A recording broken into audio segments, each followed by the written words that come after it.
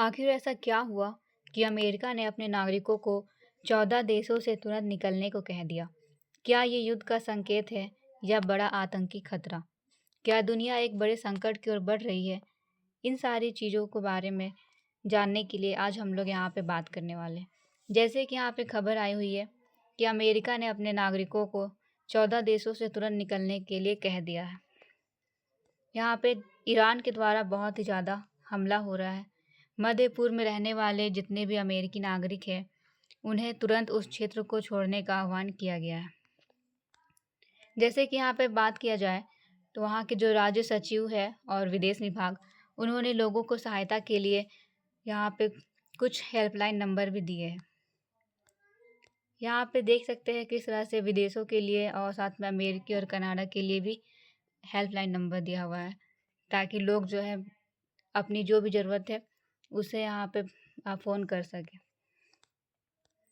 क्या कारण है जो अमेरिका नागरिकों को तुरंत देशों को छोड़ने के लिए बोल रहा है?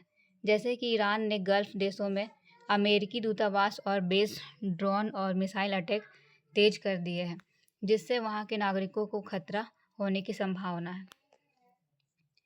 रियाद में अमेरिकी दूतावास पर हमला शुरू हो चुका है। सऊदी अरब की राजधानी रियाद 2 ड्रोन से यहाँ पे हमला किया गया है। लोगों को वहाँ पे शेल्टर इन स्पेस की सलाह दी गई है। लोग अपने घरों से बाहर ना निकले, जितना हो सके घर के अंदर ही रहें ताकि सुरक्षित रह सके। इन सारे 14 देशों से लोगों को निकलने का आदेश दिया गया है। जैसे कि यहाँ पे देख सकते हैं, ये सारे देश हैं। अमेरिकी नागरिकों पर गंभीर समस्या और चुनौती। जैसे कि इन दिनों सारे जितने भी खाड़ी देश है, लगभग वहाँ पे अस्थिरता छाई हुई है, जिसके वजह से यहाँ पे लोगों में बहुत ही ज़्यादा खौफ और डर बना हुआ है। साथ में देखा जाए तो यहाँ पे जो आम जनता है, उनके ऊपर समस्याएं जो है वो बहुत तेज़ी से बढ़ रही है। अमेरिकी जितने भी नागरिक हैं, उन सारे की समस्याएं देखा जाए तो अभी बहुत ज़्यादा बढ़ चुकी है। उनके बारे में हम लोग बात करेंगे। जैसे कि सबसे पहले है सुरक्षा और जीवन का खतरा। यहाँ पे देखा जाए तो ईरान के द्वारा सीधे हमले किए जा रहे हैं ड्रोन से और तोपों से। देखा जाए तो यहाँ पे लोग जो है सीधे घायल हो रहे हैं।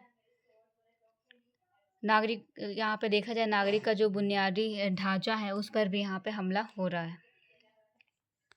यात्रा में बाधाएं और फंसे रहना जैसी समस्याएं उत्पन्न हो रही है।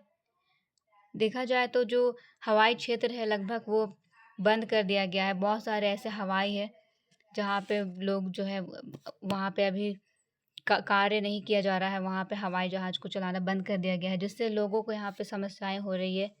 लोग जो है अपने देश को छोड़ करके और दूसरे जगह पे अमेरिका पे आने के लिए यहाँ पे बाधित हो रहे हैं। निकलने के लिए सीमित विकल्प है उनके पास। देखा जाए तो चारों तरफ जो है हाहाकार मचा हुआ है।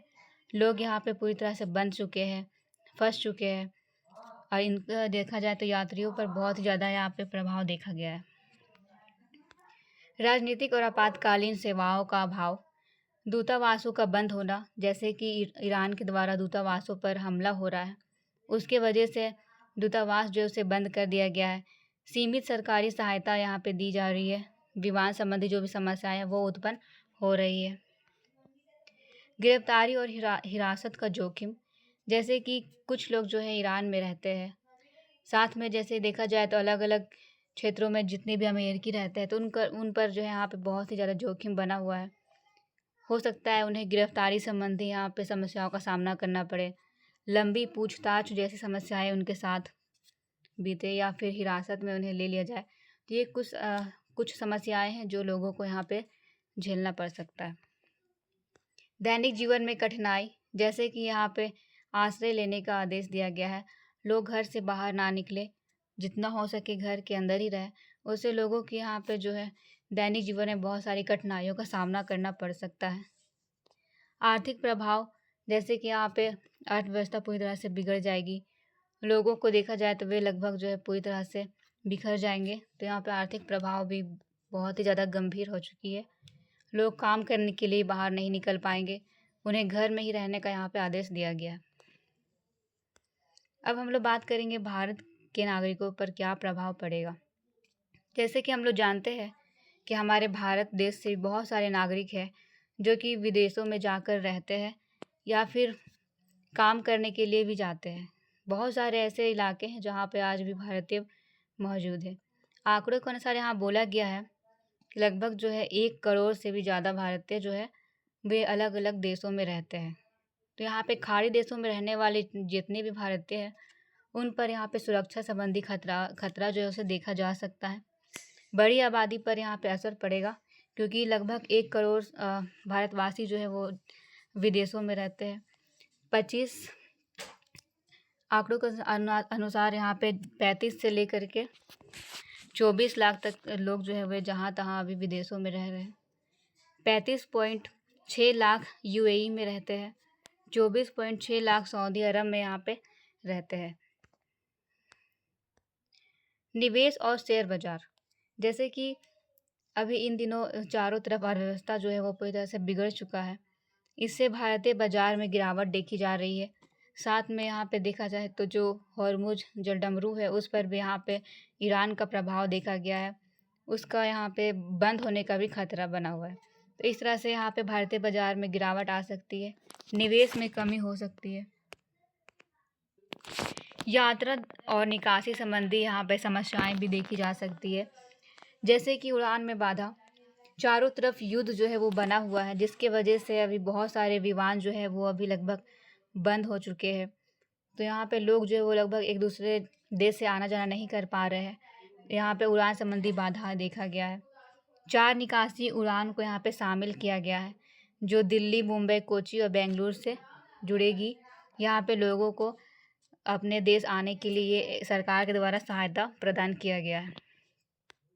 आर्थिक और रोजगार संबंधी प्रभाव, जैसे कि अभी इन दिनों इजराइल, ईरान और अमेरिका के बीच जो युद्ध हो रहा है उसके वजह से पूरे विश्व पर, पूरे भारत पर तेल संबंधी जो महंगाई है वो लगभग बढ़ चुकी है।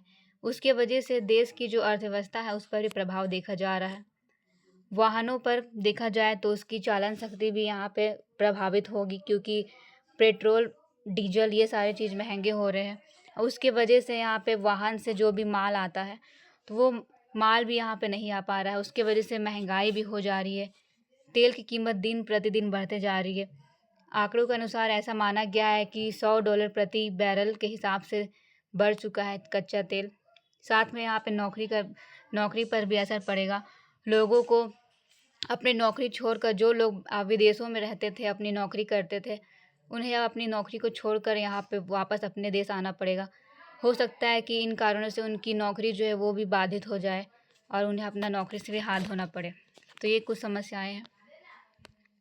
ये सारी समस्याओं को देखा गया किस तरह से भारत में भी फैला हुआ है और यहाँ के नागरिकों की अर्थव्यवस्था पर भी प्रभाव पड़ेगा। Thank you.